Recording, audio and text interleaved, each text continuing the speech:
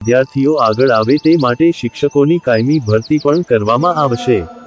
નવા અભ્યાસક્રમમાં ભારતીય સંસ્કૃતિ, કલા વારસો અને જ્ઞાન પરંપરાને તેમાં સવિશેષ સ્થાન આપવામાં આવશે। શિક્ષણ રાજ્ય મંત્રીશ્રીએ જૂનાગઢમાં ગોધાવાવની પાટીમાં આવેલ પીએમ શ્રી કન્યા શાળા નંબર 4 તેમજ સરકારી ગર્લ્સ હાઈસ્કૂલ ખાતે વાલી અને વિદ્યાર્થીઓ સાથે પણ પ્રેરક સંવાદ સાધ્યો।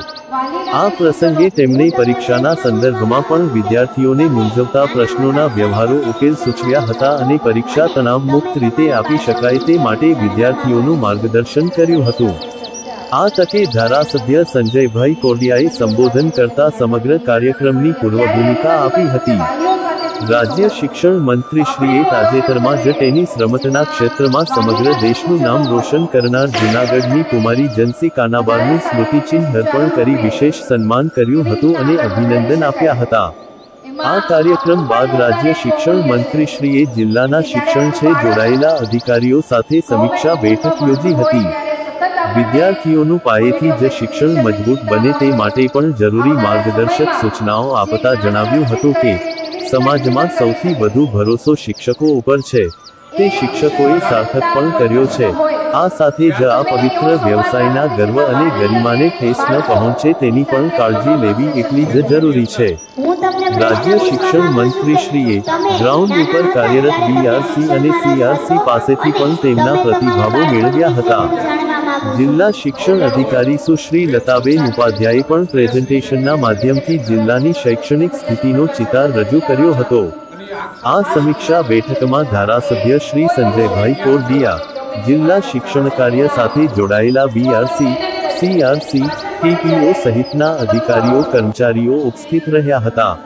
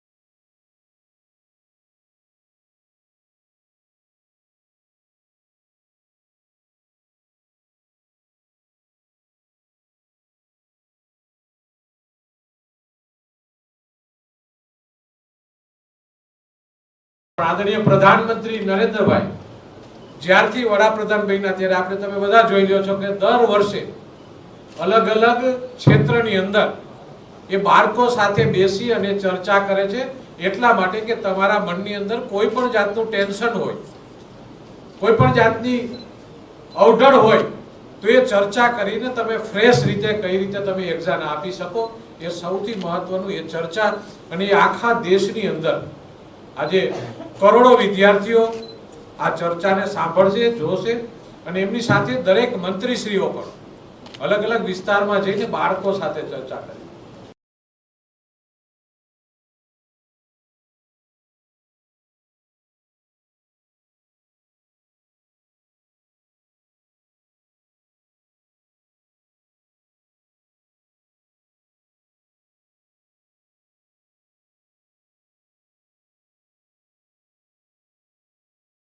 ખાસ આપ સૌ નસીબદાર છો કે સાહેબ પીએમ છે અને આ રીતનો સંવાદ કરે છે.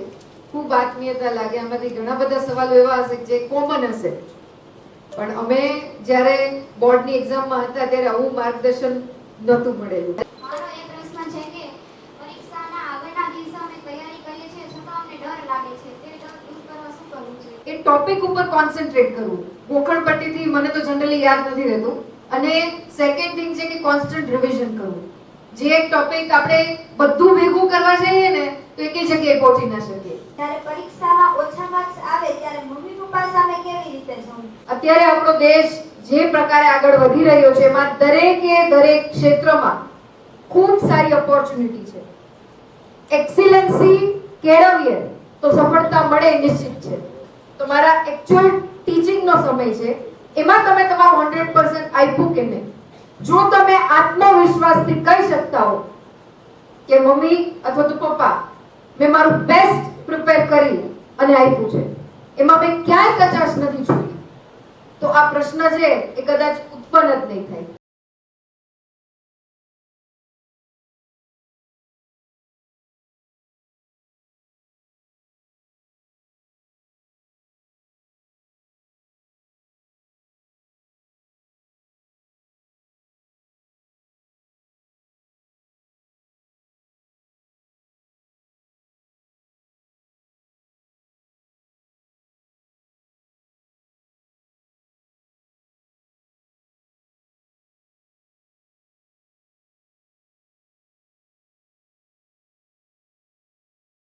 આદરણીય પ્રધાનમંત્રી નરેન્દ્રભાઈ જ્યારથી વડાપ્રધાન બન્યા ત્યારે આપણે તમે બધા જોઈ લ્યો છો કે દર વર્ષે અલગ અલગ ક્ષેત્રની અંદર એ બાળકો સાથે બેસી અને ચર્ચા કરે છે, એટલા માટે કે તમારા મનની અંદર કોઈ પણ જાતનું ટેન્શન હોય, કોઈ પણ જાતની અવઢળ હોય તો એ ચર્ચા કરીને તમે ફ્રેશ રીતે કઈ રીતે તમે એક્ઝામ આપી શકો, એ સૌથી મહત્વનું એ ચર્ચા.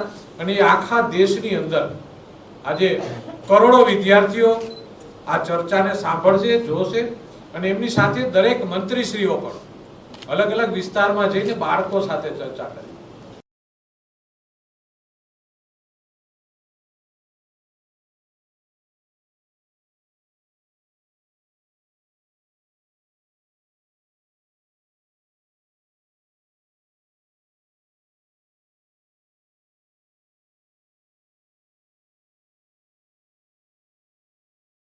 ખાસ આપ સૌ નસીબદાર છો કે સાહેબ પીએમ છે અને આ રીતનો સંવાદ કરે છે.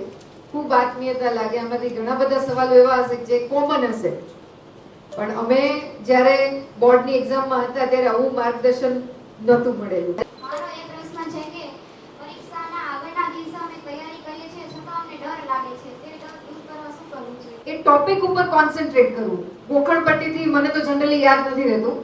અને સેકન્ડ થિંગ છે કે કોન્સ્ટન્ટ રિવિઝન કરવું.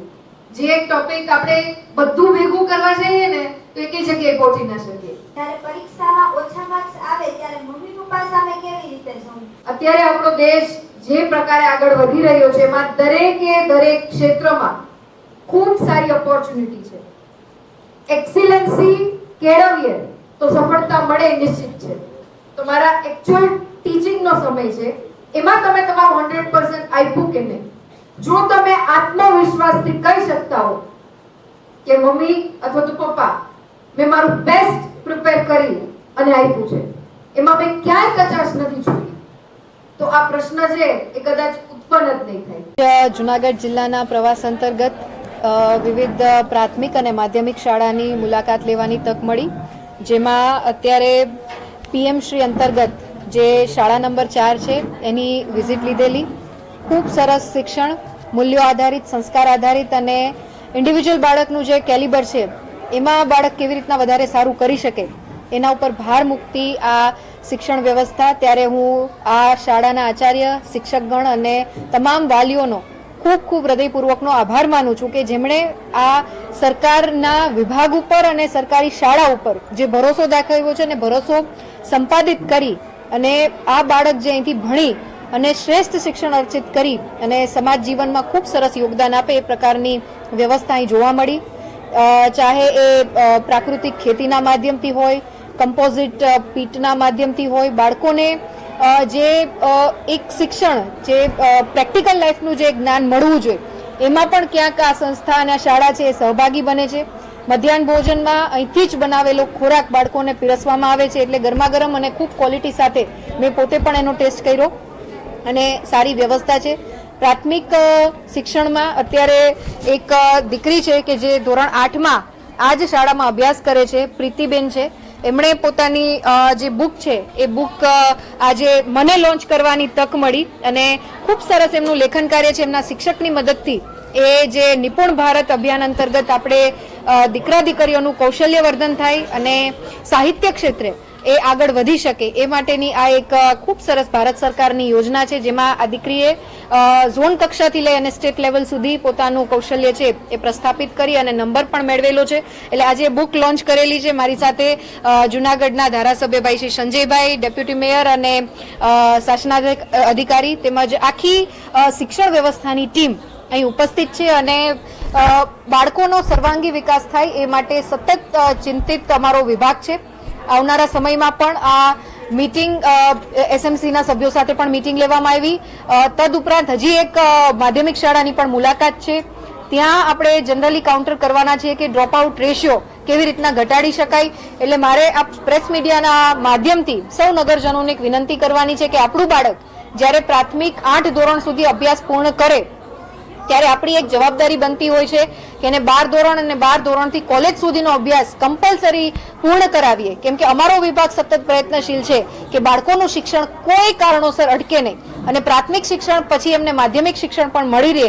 12 ધોરણનો અભ્યાસ કર્યા પછી કોઈ પણ ક્ષેત્રે કોલેજના માધ્યમથી પ્રવેશ કરી અને ખૂબ સરસ શિક્ષણનું એ જ્ઞાન અર્જિત કરી અને સમાજ વ્યવસ્થામાં પોતાનું યોગદાન આપી શકે. જો કોઈને પણ ક્યાંય પ્રશ્ન હોય કે માધ્યમિક શિક્ષણમાં એનરોલમેન્ટ આપણે કરાવવું છે તો ડીઓ મેડમ જે છે એ ઇન્ચાર્જમાં છે, એમનો તમે સંપર્ક કચેરીનો સંપર્ક કરી શકો છો, અમારા વિભાગનો સંપર્ક કરી શકો છો. સતત અમે ગુજરાત સરકાર માનનીય મુખ્યમંત્રી શ્રી ભૂપેન્દ્રભાઈ પટેલ સાહેબના નેતૃત્વમાં ખૂબ સરસ રીતે આગળ વધી રહી છે. ત્યારે અત્યારના બાળકોએ આવતીકાલનું ભવિષ્ય બનવા જઈ રહ્યા હોય ત્યારે શિક્ષણ ક્ષેત્રે કોઈ પણ કચાશ ના રહે અને દરેક બાળક એટલીસ્ટ કોલેજ સુધીનું શિક્ષણ છે એ ગ્રહણ કરે એ અમારી જવાબદારી છે.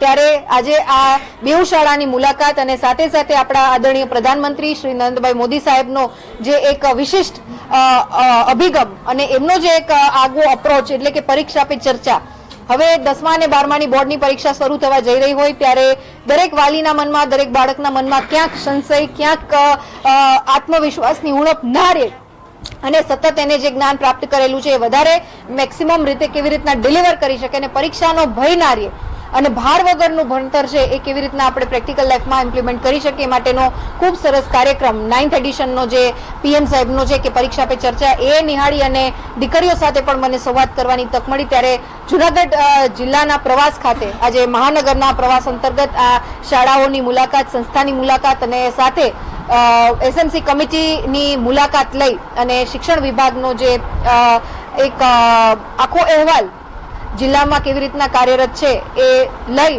અને ખૂટતી વ્યવસ્થા કરવાની એક આખી રિવ્યુ બેઠક પણ કરવાનું છે. વૈશ્વિક નેતા અને ગુજરાતનું ગૌરવ એવા પ્રધાનમંત્રી શ્રી નરેન્દ્રભાઈ મોદી સાહેબનો જે વિચાર અને વિઝન કે મારા દેશના બાળકો પરીક્ષાની અંદર કોઈ ટેન્શન ન લે અને પરીક્ષાની અંદર ઉત્તીર્ણ થાય અને પરીક્ષા એ જીવનનું છેલ્લું મંત્ર નથી, એ ભાવ સાથે પરીક્ષા પે ચર્ચાનો કાર્યક્રમ સમગ્ર દેશની અંદર 10 અને 12ની એક્ઝામ આવતી હોય ત્યારે બાળકો સાથે સંવાદ કરે છે અને એમના મનના વિચારો, એમની મનની વાતો, એમના મનના ટ્રેસ, એમના મનના જે પ્રશ્નો છે એનું સોલ્યુશન એક સરળ ભાષાની અંદર એક સરળ બાળક બનીને જ્યારે પ્રધાનમંત્રી બાળકોને આપે છે ત્યારે કંઈક વખત એવું લાગે છે કે આપણે પણ હજી ભણવામાં વહેલા થઈ ગયા, આપણે પણ આ સમયે ભણતા હોત, આપણે પણ પ્રધાનમંત્રી સાથે એ વાતની ચર્ચા કરત, એમની પાસેથી શીખ્યા હોત. કારણ કે આપણે બધા ભણતા ત્યારે આવી કોઈ વ્યવસ્થાઓ નથી.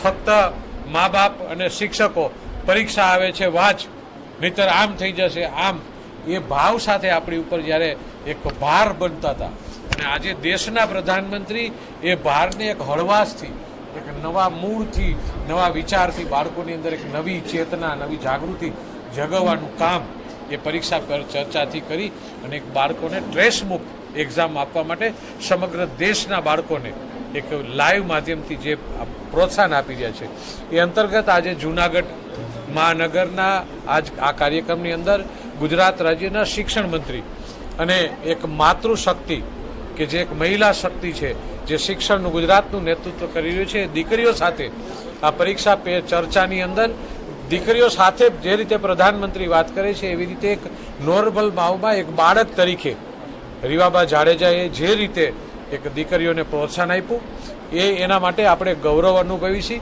કે જે દીકરી, અને આપણે તો જૂનાગઢ માટે અમારે તો ગૌરવની બાબત છે કે જૂનાગઢની દીકરી છે એટલે અમે એક બેન તરીકે એને કહી શકીએ કે અમારું રતન છે, અમારી આ વિભૂતિ છે, અમારું ગૌરવ છે.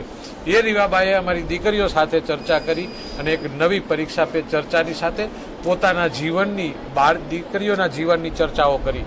ત્યારે એમને હું ખૂબ ખૂબ આભાર વ્યક્ત કરું છું કે એમના એક વિઝનથી અમારા દીકરીઓની અંદર એક નવી ચેતના જાગશે. તો આજના આ કાર્યક્રમને સખત સરળ રીતે બનાવવા માટે શિક્ષણ વિભાગ અને જે રીતે કામ કર્યું છે અને આરજે કનેરિયા હાઈસ્કૂલની આ દીકરીઓ સાથે સંવાદ કર્યું છે ત્યારે ખૂબ ખૂબ આભાર. વંદે માતરમ. ભારત માતા કી જય. જય જય ગરવી ગુજરાત.